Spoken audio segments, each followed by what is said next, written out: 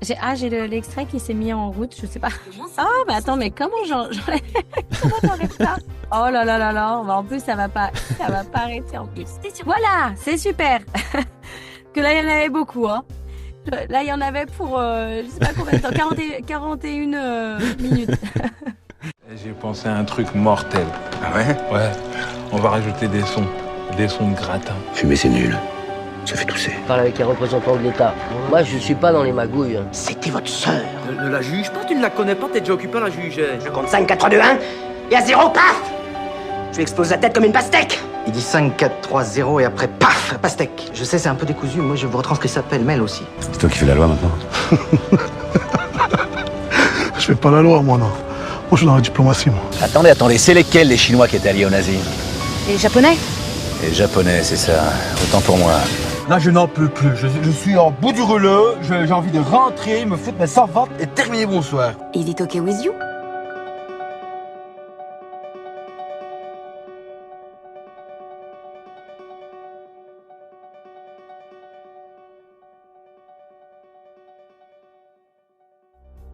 Elle est à la fois Jennifer Lawrence, Florence Pugh, Dakota Fanning et Margaret Qualley, de Hunger Games à Midsommar, de Hey Arnold à Thunderbolts. Bref, à l'occasion de la 30e entrevue du podcast, la 6e de cette saison 3, l'instant pur cinéma est heureux et honoré de recevoir la comédienne de doublage, Kelly Marot.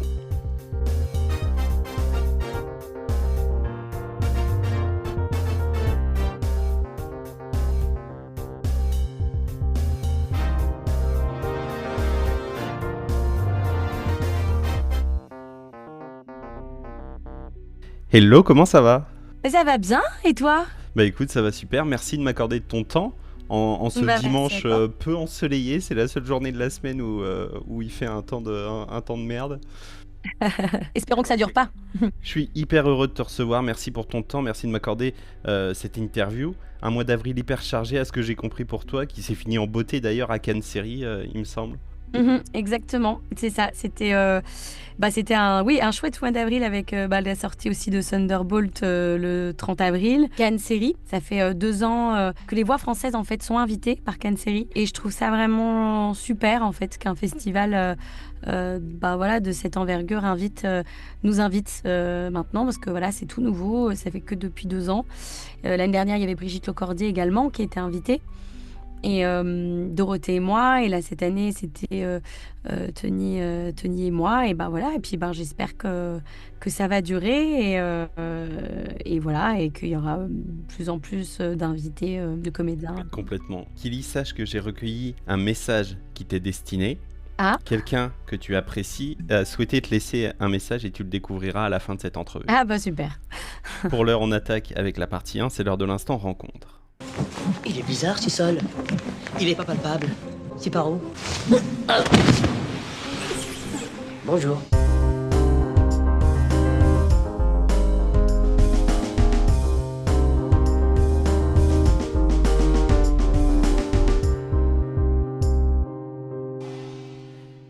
J'ai 1000 questions, mais d'abord merci, tu es la 3e professionnelle du doublage à atterrir sur le podcast. Avant toi, lors de la première saison, j'avais reçu Stéphane Gaudin et Jean-Pierre Michael. Je suis vraiment heureux de t'accueillir et encore plus heureux d'accueillir une voix qui a accompagné nombreux d'entre nous et qui continue encore aujourd'hui. Peut-être rapidement, c'est quoi ton parcours ? Alors, j'ai commencé très jeune parce que j'ai commencé à l'âge de 5 ans par tourner avec Colline Serrault. Ensuite, le doublage à 6 ans et le chant également, puisque je chante aussi. Et donc voilà, donc ça tout s'est enchaîné. J'ai beaucoup tourné petite, j'ai fait beaucoup de doublage. Et puis voilà, ça s'est enchaîné. J'ai eu la chance vraiment qu'on me propose en fait vraiment des chouettes projets comme Harry Potter, Game of Thrones, Hunger Games, voilà, même Dune, et puis Nami dans One Piece, Mira Jane dans Fairy Tail, Jujutsu Kaisen, enfin voilà, vraiment, et puis même en jeu vidéo, en fait, Final Fantasy, League of Legends, The Last of Us 2, voilà, Death Stranding, enfin voilà, j'ai eu vraiment la chance de travailler sur de chouettes projets, des gros projets, et en fait, moi, c'est ce que j'aime dans le doublage, c'est qu'on nous confie des rôles qu'on jouerait pas forcément à l'écran. Donc on peut vraiment tout interpréter et c'est ce que j'aime. Bah ouais, carrément. Je le disais en intro et tu t'en as reparlé. Donc Jennifer Lawrence, Florence Pugh, Margaret Qualley entre autres. 3 actrices de grande ampleur pour Dune, Midsommar, Thunderbolts, Hunger Games, Once Upon a Time in Hollywood également. Comment tu vis justement l'évolution de ces actrices que tu doubles et que tu suis depuis tant d'années ? Alors en fait, elles nous appartiennent pas parce qu'on peut très bien nous changer. Si les majors ne nous imposent pas, les majors c'est les productions en fait. Ils ne nous imposent pas et en fait on peut totalement changer. Donc voilà. Après, c'est vrai qu'il y a des comédiennes, par exemple Jennifer Lawrence, j'y suis vraiment attachée. Je pense que ça me ferait quand même quelque chose si on me changeait. Ouais. D'autres peut-être pas plus que ça parce que j'ai envie de dire c'est le jeu quoi. Mais vraiment, je pense que cette comédienne, j'y suis vraiment attachée. Ouais, ça m'étonne pas. Donc on parle surtout de cinéma, mais tu es aussi donc sur la série Arrow. Enfin, tu étais sur la série Arrow avant qu'elle s'arrête pour Willa Holland. Les jeux, donc BioShock Infinite, The Last of Us, on en a parlé. Est-ce que tu arrives justement à suivre un petit peu toutes les séries, tous les jeux qui font l'actualité tu vois là, en termes de séries, par exemple la série Adolescence qui a fait un gros bruit sur Netflix il y a peu, ou encore The Last of Us là, qui a commencé la diffusion de sa saison 2. Est-ce que tu arrives à suivre justement, en plus de tout ce que tu fais à côté, de suivre un petit peu tout ce qui fait l'actualité ? J'essaye, mais non, en fait, on m'a parlé, oui, de la série, c'est dans ma to-do list. mais c'est vrai que non, j'ai rattrapé mon retard parce que quand je suis partie, quand j'ai pris l'avion, du coup, c'est bien, j'avais des heures devant moi de vol.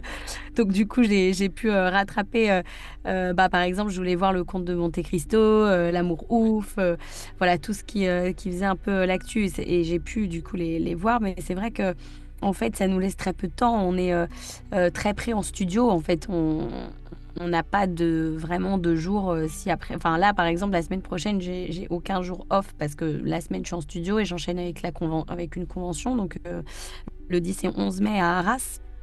Et ensuite, le 17 et 18 mai à Metz. Et donc, en fait, j'aurai pas de pause, en gros. Donc ça nous laisse un mois d'avril chargé, mais mois de mai aussi. Mois de mai, oui, aussi, oui. Voilà. Depuis quelques temps, dans les rues et sur les réseaux, le collectif Touche pas à ma VF prend de plus en plus d'ampleur. On en parlait déjà il y a 2 ans avec Jean-Pierre Michael sur l'évolution du métier de comédien de doublage qui est très compliqué par les contraintes, par la déferlante de l'IA. Comment vis-tu ton métier et qu'est-ce que tu peux tirer comme résultat, par exemple, des 2 dernières années écoulées ? Est-ce que y a une évolution ? Est-ce que ça stagne un petit peu ? Où est-ce qu'on en est aujourd'hui ? En fait, ça stagne surtout au niveau j'ai envie de dire, on essaie d'appeler vraiment le gouvernement à nous aider et à légiférer, surtout pour qu'il y ait des lois, parce que Internet, ça va vite, l'IA, ça va vite. Et en fait, je comprends pas qu'on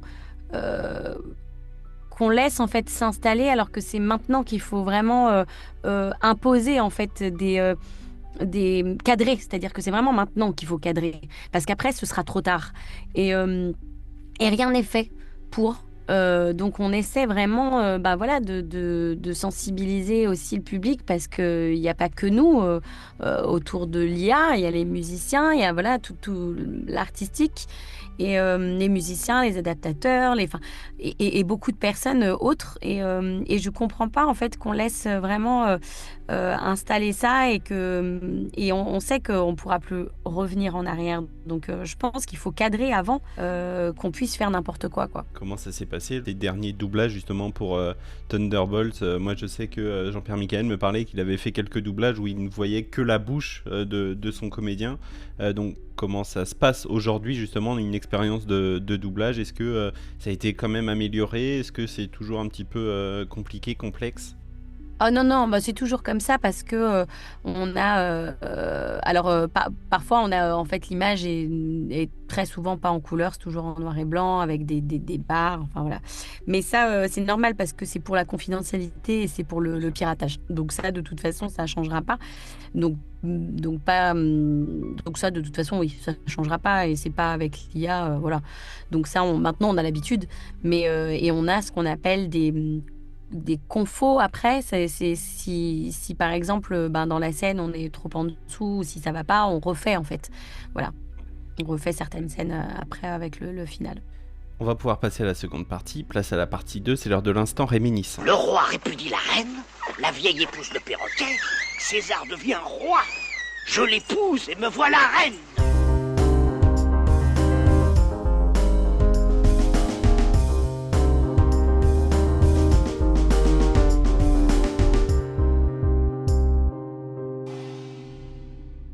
Alors je vais te poser plein de petites questions pour répondre, c'est ce qui te vient à l'esprit tout de suite. Si jamais je te reposais les questions demain ou après-demain en fonction de tes humeurs, tes envies, tes réponses pourraient être complètement différentes, il n'y aura aucun souci là-dessus. Est-ce que c'est bon pour toi ?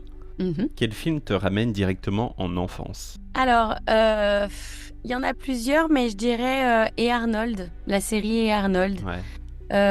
Parce que ça fait partie de mon enfance, on a fait énormément d'épisodes. Et voilà, et j'avais un rôle très important avec voilà, ça parlait beaucoup. C'était un challenge et en même temps, je m'amusais beaucoup en fait sur ce personnage et j'ai beaucoup de souvenirs de fou rire. Donc je pense que c'est un de mes meilleurs souvenirs de doublage en fait enfant. Trop voilà. bien. Ton film parfait, c'est quoi ? C'est quoi ton 10 sur 10 ? Alors, je dirais... Alors, même... Là, c'est encore une série. Je dirais 10%. Ok, trop bien. 10%. J'ai adoré cette série et voilà. Tes dernières larmes au cinéma, c'était pour quel film ? Si tant est que tu pleures au cinéma. Alors pas qu'au cinéma. Je vais dire pendant l'enregistrement aussi. Ok. C'était L'amour au présent. Oh oui. Et je vais pas spoiler parce qu'il faut le voir. Et alors c'est pas que émouvant et c'est pour ça que il faut le voir en fait. Voilà. Ouais, complètement. Magnifique. Donc voilà. C'est un film qui est beau. Ouais. Tu sors de la séance, t'es très touché par ce que tu viens de voir, mais en même temps t'as cet état d'apaisement en l'ayant vu parce que le film est juste beau, c'est une belle histoire et ça fait du bien de voir ça au cinéma. Ouais, il est vraiment magnifique. Ton dernier film vu au cinéma ? Alors je vais pas trop au cinéma par manque de temps. Ouais. Puisqu'en plus j'y Forcément. suis tous les jours dans un cinéma, donc ce que en fait les studios ressemblent à un cinéma, c'est vraiment d'aussi grandes salles en fait, en gros avec un grand écran pareil, sauf qu'à la place des sièges, on a une énorme console d'enregistrement, voilà, des micros et tout ça. Donc après au cinéma, je vais dire que c'était plutôt une série, c'était à Cannes Série, Agency. Oui. The Agency. Et j'ai beaucoup aimé. L'adaptation américaine de la série Le Bureau des légendes, qui est produite donc par Canal. Ouais, et j'ai beaucoup aimé, voilà. Ta matière préférée à l'école, c'était quoi ? Le français. Ça ressort énormément le français. Depuis que je pose cette question-là, le français revient énormément de fois. Oui, parce que voilà, j'avais la facilité pour toutes les conjugaisons et tout, puis j'aimais bien, donc le français, pas du tout les maths, c'était ma matière que je détestais, je pense. Les maths et je sais pas, art plastique, je suis pas très manuelle, donc... On va changer d'univers, je vais t'amener dans le mien. Ton dernier repas, c'était quoi ? Mon dernier repas, alors c'est tout simple, hein. Mon dernier repas, j'ai tenté de faire une tarte au poireau, enfin quiche poireau, lardon et chèvre. C'était pas mauvais, mais c'était pas top non plus. En fait, comme je disais, je suis pas manuelle du tout, donc la cuisine, je tente, hein, j'essaie. Hein. J'ai pas le savoir-faire, heureusement. Soit c'est trop cuit, soit ça n'est pas assez, voilà. Donc, et j'adorerais, hein, j'ai essayé de faire j'adorerais savoir faire les gâteaux, comment on appelle ça, les gâteaux à étage, là, les cakes... Ouais, pour les anniversaires et tout. Oui, ouais. exactement. Et j'ai tenté, sauf que ça n'a jamais gonflé, et c'était complètement plat. Donc voilà, j'avais juste trois génoises. Voilà, donc non, je suis pas douée du tout. Eh ben écoute, je t'accueille quand tu veux pour des cours de cuisine, avec grand plaisir. J'ai fait des cours de cuisine, Ah. j'en ai fait. Alors là, ça allait, parce que bon, quand on est Oui, on est t'es guidé, cadré, ouais, c'est ça. c'est ça. Et puis quand on fait un peu à ta place, du coup, ça va. Mais sinon, non, c'est un peu catastrophique, voilà. L'aliment ou le plat que tu n'aimes pas? L'aliment ou le plat... alors, les endives, mais cuites. Ok. Et cru par contre, t'aimes bien? J'aime bien les endives crues. Ok. Oui. Étonnant. Mais pas cuites. Plutôt thé, café ou chocolat? Alors, je suis plutôt thé, parce que j'aime bien le thé, mais en fait, je bois que du café, et pour me donner de l'énergie. C'est juste pour me booster, quoi. Mais sinon, je préfère, au goût, je préfère le thé. Petit déjeuner sucré ou salé? Ah bah sucré. Mais ça peut être les deux. Ça peut être sucré et salé. J'aime bien manger, bah voilà. Ok. La dernière, l'iconique question, ton plat préféré? Oh là, il y en a beaucoup. Il y en a beaucoup, mais je dirais mon plat préféré. Alors j'adore les pâtes et j'adore la purée maison aussi. Mais voilà. Donc je dirais les pâtes, même les pâtes carbonara, j'aime bien quand c'est bien fait en fait. Et en fait, j'aime beaucoup les plats en sauce, quoi. Ouais. Avec de la sauce et tout. Ça, c'est un peu... J'aime, voilà. Génial. On va pouvoir enchaîner avec la troisième partie, c'est l'heure de l'instant rewind. Ma tranche, putain de merde! Une voiture toute neuve avec toutes les options! Regardez ça, elle est niquée! Elle est complètement niquée! Oh! Oh! Oh!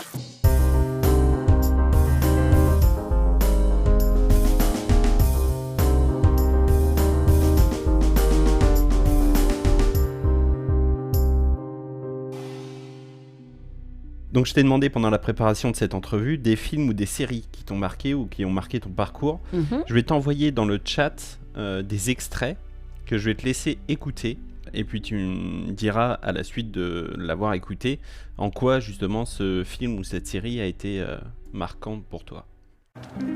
Cette signature en forme de poésie t'est dédiée, mon adoré. H comme la houle qui monte en moi. E comme envoûtement chaque fois que je te vois. Ah bah oui. L comme le long baiser que nous échangerons. G comme la griserie des jours que nous vivrons. C'est Arnold. Et pour finir, A comme Arnold, Mais le oui. plus croquignol des garçons. Oh là là. Bouge-toi de là, crétin!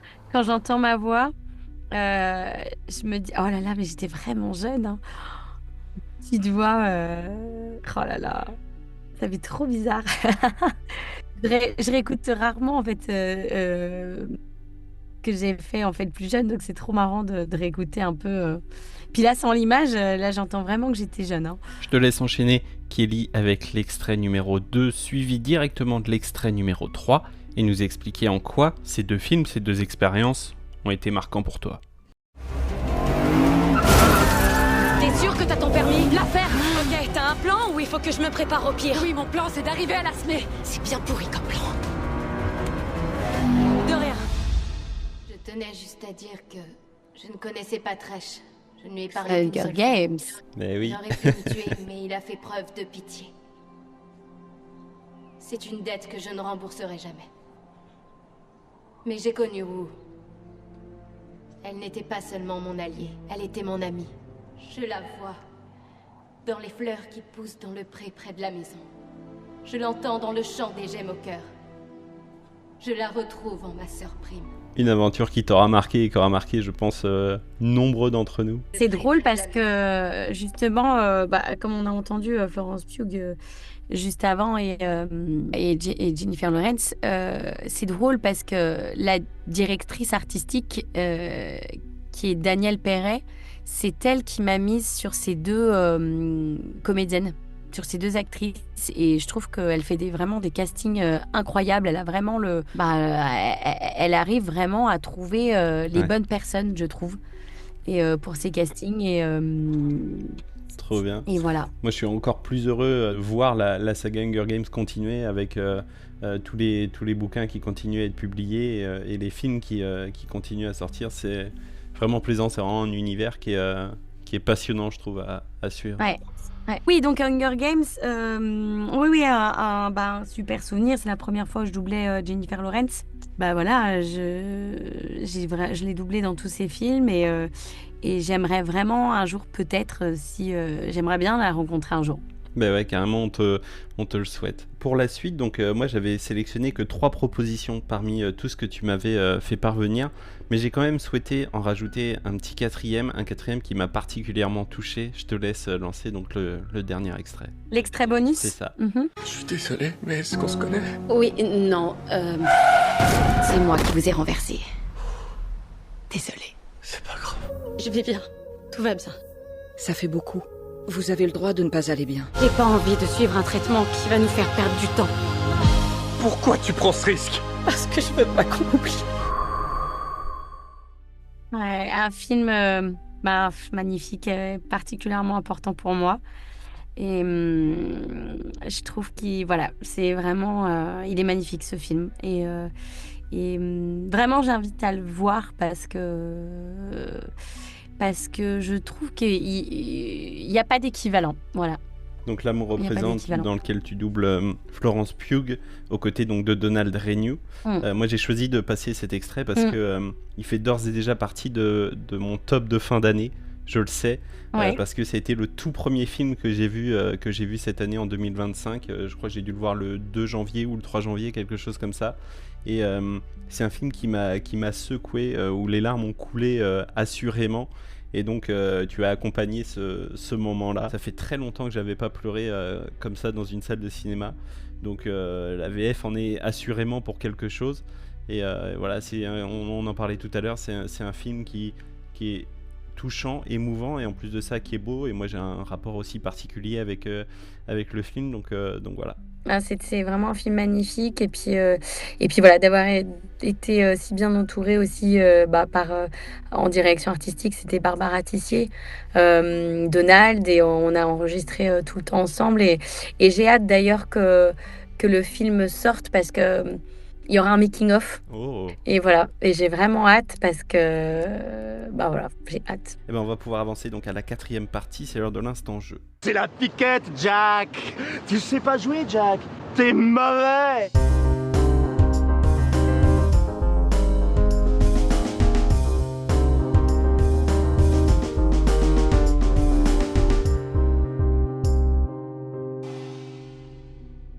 On va jouer à un petit jeu géocamérique puisque j'utilise un véritable jeu de cartes, ça s'appelle Focult. Le principe du jeu est simple, enfin les règles en tout cas le sont. Je vais te lire de véritables critiques de films qui fustigent les films. Le but c'est de retrouver de quel film ça parle. D'accord, ok. On y va pour t'aider, on y va par ordre de chronologie de sortie des films. On y va avec un film de 88. Oula. D'accord. Le réalisateur a réussi l'inimaginable, faire 10 millions d'entrées avec l'histoire d'un mec qui garde une photo de dauphin dans son portefeuille. Non, c'est pas Flipper quand même. Non. Un film de Luc Besson. Ah, je l'ai en plus. Et je vois... oui. En plus, je vois les comédiens. Comment ça s'appelle déjà ? J'ai plus le titre. Comment ça s'appelle L'affiche, c'est on voit une étendue d'océan. Mais oui, mais je vois très bien. C'est Le Grand Bleu. Mais oui, c'est ça, avec Jean-Marc Barr. Mais oui, mais en plus, tu sais, je vois le comédien, c'est ça. J'avais oublié le titre. Eh bien, écoute, on y va avec la 2e. Tu as encore le temps de te refaire. Ce dessin animé donne une mauvaise image des restaurants français. Et c'est en quelle année, ça ? 2007. Une mauvaise image ? C'est pas Ratatouille, parce que je trouve que ça donne une bonne image. C'est Ratatouille. Ah ouais ? Moi, je trouve que ça... Ouais, ça donne pas vraiment une mauvaise image, je trouve. C'est le côté rat en cuisine, peut-être, qui... Ah oui, peut-être, d'accord. Oui. Eh bien, écoute, un point, au moins l'honneur est sauf. On y va avec la dernière, elle est super longue. On y va avec un film de 2008. Sans déconner, un vampire qui est végétarien.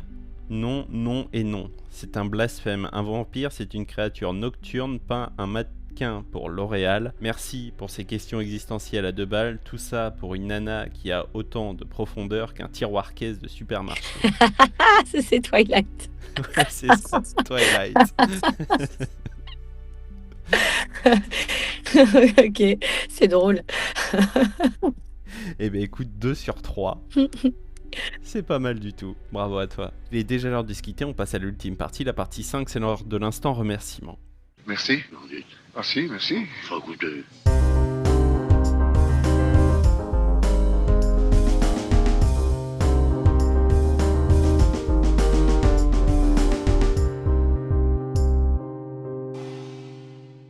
Est-ce que tu aurais peut-être une recommandation, quelque chose que tu aurais lu, vu ou joué récemment dont tu voudrais parler? Bon, je dirais que j'ai fait 2 chouettes séries qui m'ont bien plu cette année, en 2024, avec Joanne.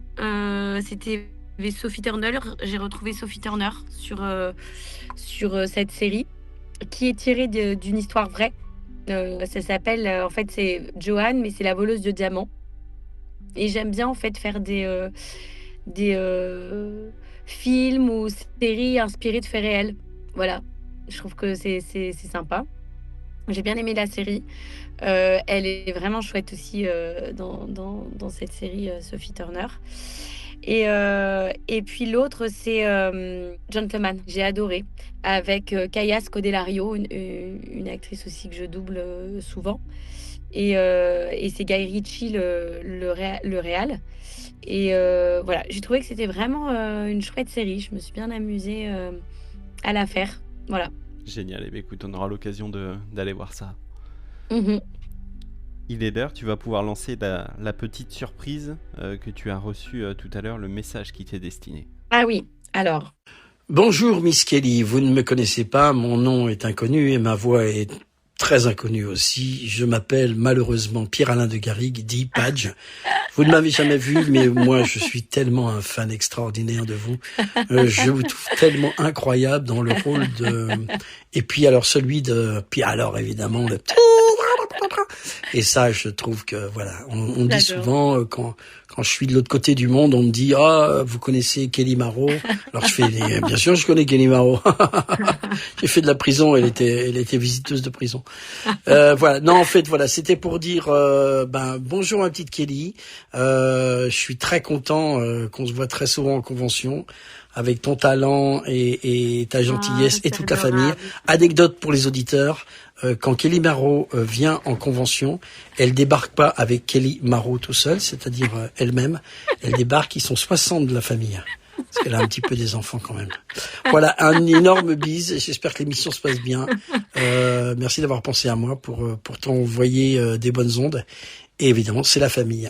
Bisous Kelly et bisous à tout le monde. Ah, c'est adorable. J'adore.